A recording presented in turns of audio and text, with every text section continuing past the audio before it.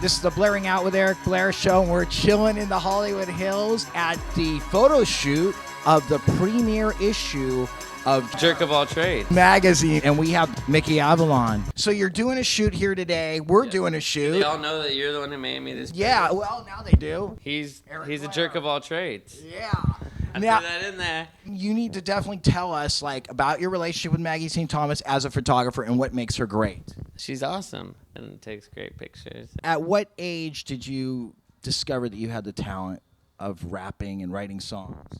I'm still trying to discover that, but I started rapping just for fun when I was a kid. I'd say the first, I don't know, maybe 15 or 16. But I didn't know I was gonna ever do it for a living or anything. I just got lucky kind of, I guess, with that. Now you could have a whole studio and a computer. At one time you have to save a whole bunch of money to go make a demo, and then there wasn't anything I really wanted to try to do. And that if that was when I grew up, that would never happen because I would have never done that. But it was more just when people started having studios in their houses, then I'd do it with them for fun, and then stuff actually went onto a CD, and then people gave those out. So the first CDs that got passed around, I didn't know they were getting passed. I lived at I lived in a sober living house in Van Nuys or something, and I had to be home by midnight curfew. So I go to one of my friend's house, Simon. We're not friends anymore, and we just make songs for fun. I didn't know he was giving them out at the clubs because I couldn't go to clubs because I had to go back by midnight. But then I found out, and then I was kind of bummed that he was giving them out because I thought we were just fucking around. I thought half the shit was super retarded because we just say dumb shit. But then people started digging it, and then this dude called me who was my first manager, and I thought it was Simon fucking with me. So then he's like, "Is this Mickey Avalon?" And I'm like, "Yeah." And he's like, "Hey, we really like your stuff." I'm like, "Yeah, like you." And I was like, "Wait a minute." I'm like, "Okay."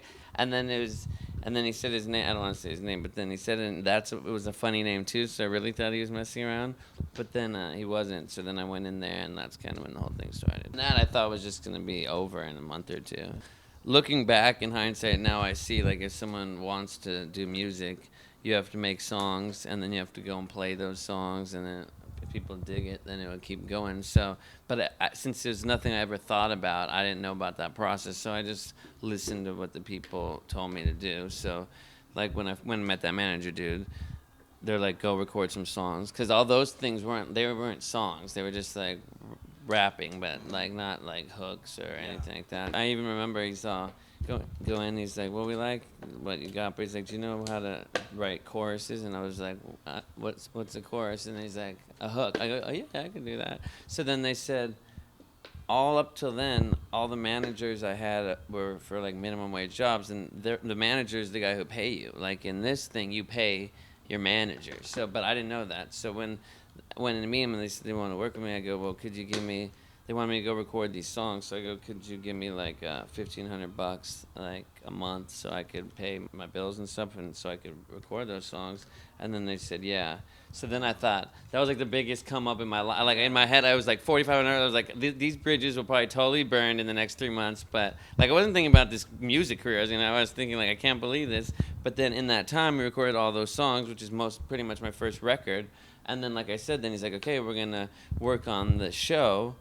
And there's nothing I've ever done. I wasn't a theater kid or music. I didn't do any of that stuff. So, but I was just going with this whole thing. It just kind of came. And ignorance isn't always bliss, but this was a thing where being naive to the whole process was a good thing. And besides Simon passing the CDs out, I worked at a pizza shop in Venice. It was called Bravo Pizza. We'd wrap them in LA Express tranny ads and escort ads and give them out. So the first gig was at the Roxy. I've never really been stage fright kind of. It's just anything you do for the first time is so. Had my back to the crowd, and then I knew once I got into the song, then I could just focus on the song and I'd be fine. So half verse in, I turned around, and everyone already knew all the words for all the songs because we gave them out, and they were singing along, and it was just a trip, and then kind of went from there. What is the hardest thing that you feel that you've had to overcome in your life to be where you're at?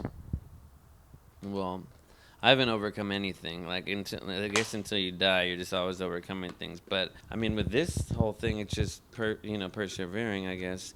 With I don't really feel like I have like I really have an option because I have a kid, and that's why, like, whole money aspect. I mean, you need money to live, but like I can't call my daughter's mom and be like, or call my daughter and be like, child support's not gonna come this month, but daddy made some really good artistic choice. You know what I mean? Like, not as far as selling out or anything, but like I need to like make money. Mm-hmm. So, because if not, if I was like a rich kid or a rich old up kid, I just could still make music, but I don't have to I could play when I want, not play when I want. You just collaborated with Travis Barker of Blink-182. You're right. We did a song. We did 2 songs, but I just didn't know if he was gonna put them on his album or because there's political stuff. Because I just got my record label and stuff. But we did do a song, and actually, it's more than you even know for your question because it's called Fast Life, and it's a good song, a super good song, and a really good friend of mine, Andy Irons, who recently passed away. 3-time surfing world champion. That was he used that song for his last part in his movie right before he passed away in his surfing movie. And that's what it was. Fast Life. It's live fast, die young, and look good in your grave. So it's pretty ironic. Since me and Travis made that song, 3 people died. And 3 people associated in the whole thing. His assistant, little Chris, who's the guy who brought me in there to work with Travis on the song. Then AM passed away, who Travis worked with, and we knew together, and then Andy, who used the song for. So anyone out there, don't use that song for your movies. You actually opened for the Chili Peppers on tour, and so I know that they're huge fans of yours. Otherwise, they wouldn't have had you open for them. That's a big honor. Yeah, I'm friends with John and. Yeah, now I'm wondering, what would you think of you, just for the hell of it, like do a 4-song EP, you, John, and Travis, and then get Flea to play bass and do some raps like that? Yeah, well, no, I'd love to. Me and John were supposed to. Yeah, and I don't even think he's in the band anymore. I think he's not. So. Yeah, no, with him, you know, it just depends on what's going. I don't know what's going on in his life right now, but yeah, that'd be awesome. I mean, that'd be awesome. It's possible. Even just me and John would be. I mean, anyway, I did a bunch of collaborations, and they'll all get out. I did a song with Perry Farrell, which that was like the guy I looked up to. Out of all these I'm about to tell you, did one with Perry Farrell. I did one with Kid Rock. What do you think of what's going on with Charlie Sheen right now? Well, I was in Australia when it was all going down. And I heard, like, the first things, and it was funny, but, like, at first I thought it was, like, a one-time, you know? Like, I heard the thing about the hotel and whatever, but then, like, I saw it, and then I realized, I was like, wait, he's going all the way. Like, it wasn't, like, it started as a one-night thing, but now he's just, like, I mean, I think it's all good, it's all funny, but the only problem with the whole thing, because it is, you know, live and let live, it's just that he has 2 little kids. You know what I mean? If it wasn't for the kids, like, I would totally be championing the whole thing, because he's literally, without actually holding the pipe and hitting, he's basically smoking crack, like, on the news. Like, he's like I said, it's not on camera, but we're probably talking some of those rants, or he's just been up for fucking, so, I mean, he's got, I mean, anytime you got the whole world quoting, like, saying your quotes, yeah. Like, Tiger Blood is, like, now in the fucking Webster's Dictionary. Wow. I mean, I don't know if it is, but, yeah, he's just, I mean, shit. When I'm an old man, if I could have little pretty hookers hanging out with me and taking care of me, fucking getting high with me, I must have done something right. But they don't really love him, though. That's the thing. You want to surround yourself with people that really love you. Well, then you won't be able to have any fun. What? You don't want people to. People that love you don't let you hurt yourself. How would you define the word love? I don't know. I don't know anything about it. Are you a spiritual person? I mean, I don't know. I believe in spirits. I mean, I believe more than all this. So I guess, yeah. I mean, I don't, like, pray or nothing like that. But I'm reaching out for nirvana. One bag at a time. What brings you the most peace in your life right now? God. Sleep, I guess. No, I don't know. Honestly, my meditation is probably just like watching reality TV. I mean, I just zone out, like, because then sometimes I'll be like, I'll come to, And I'm like, what are you doing? But it's really that that's like pretty, like the most out of my head I could be, you know, because it's like I'm not home much. I'm gone, like not even in this town. And then when I'm here, it's usually like I'm super super beat. So I'll think like, God, you gotta do something with yourself. And then I'm like, wait, what are you talking about? You've like been away. You've been like playing every night for so long. Just relax. And so this is more like veg out, you know. Like there's nothing I gotta do when I'm here unless I'm here for like a stretch. And if I'm here for a stretch, I'm probably recording and doing stuff like that. So right now, I'm pretty busy. Like I just got back from Australia and then I go to Canada,